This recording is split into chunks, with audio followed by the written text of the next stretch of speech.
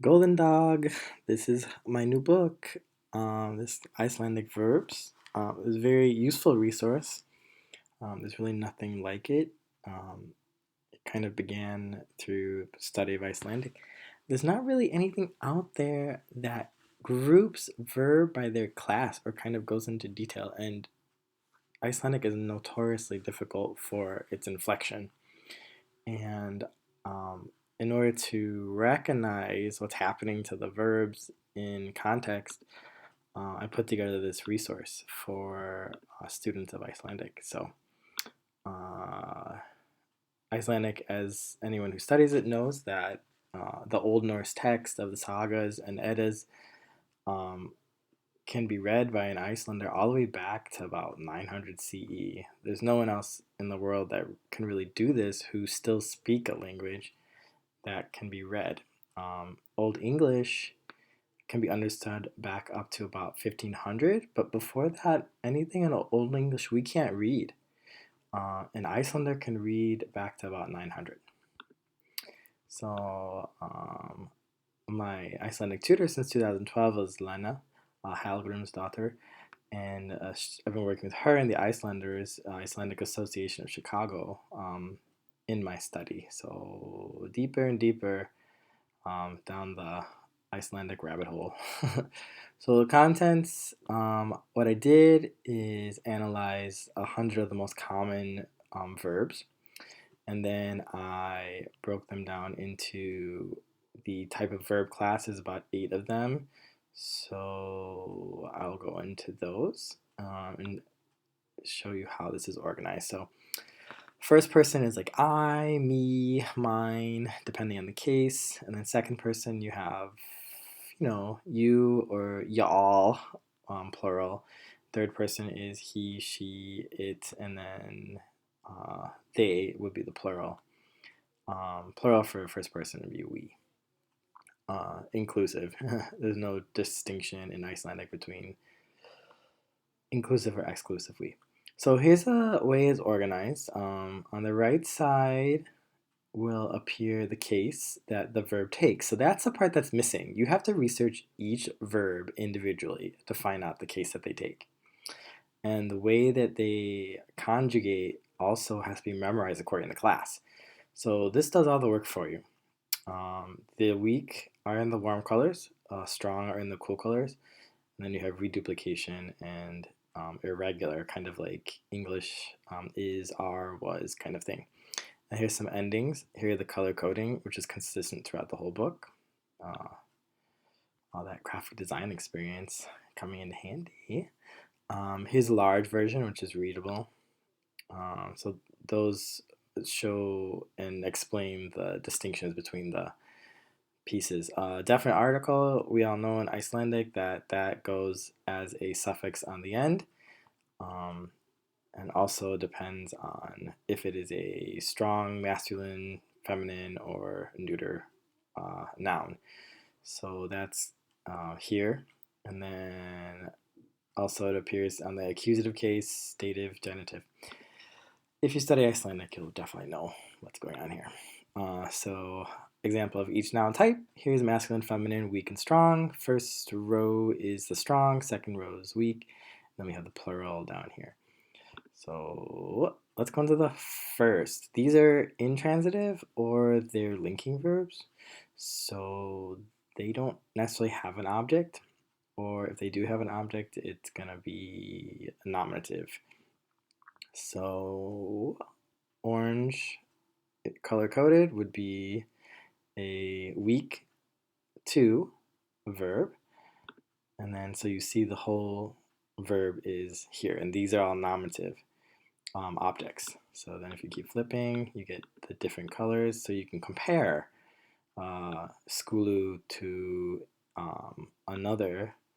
These take the accusative case, but skulu was purple, remember? So now you go to the purple, and in a book form, not digital, it'd be much easier to compare.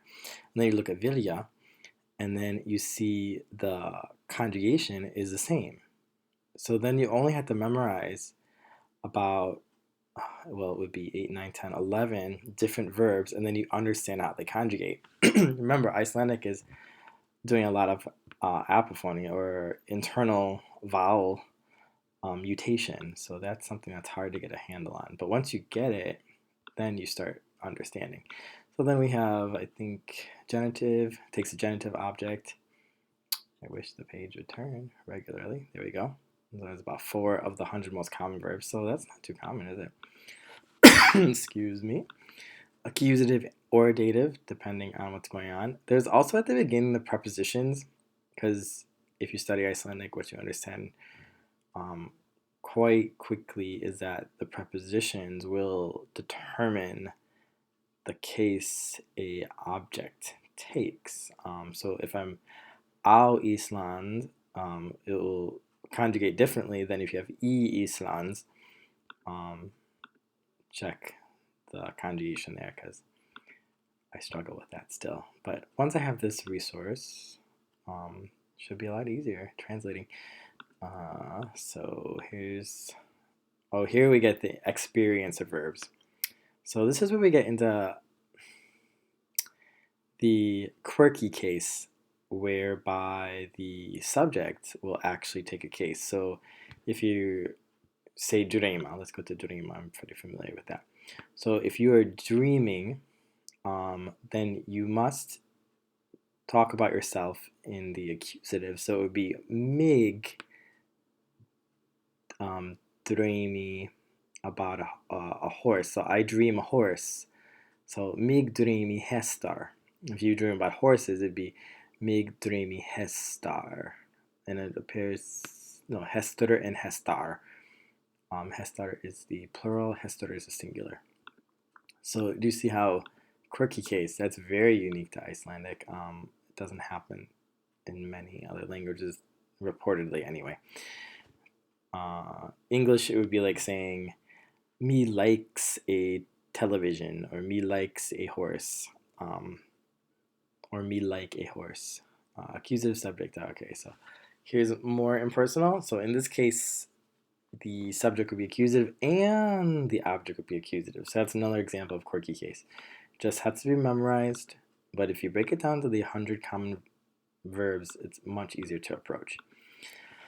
So prepositions right at the beginning, I don't think we spent much time on that, but there's a nice page back at the beginning of prepositions. Then a little brief on adjectives, because adjectives, guess what? They decline about, well, 4 times 6, about 24 different ways, depending on if they are describing a masculine, feminine, or neuter.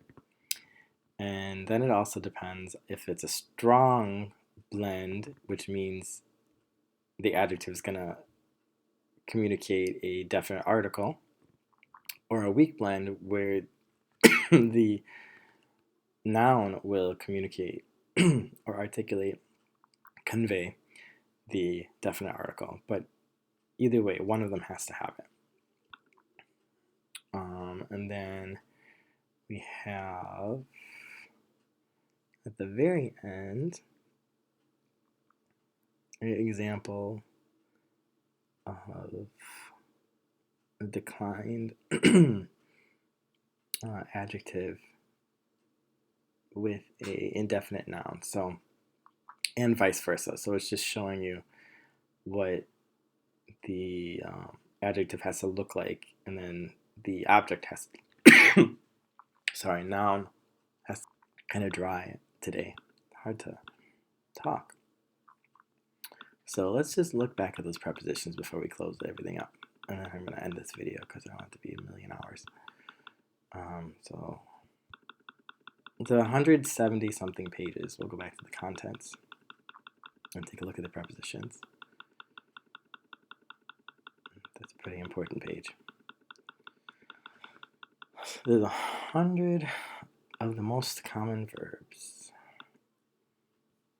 And the prepositions up here. Oh, here they are. So genitive prepositions. Then the case will be for the object genitive, exactly, and then dative, and of course accusative. So super excited about this. It's going proofing now.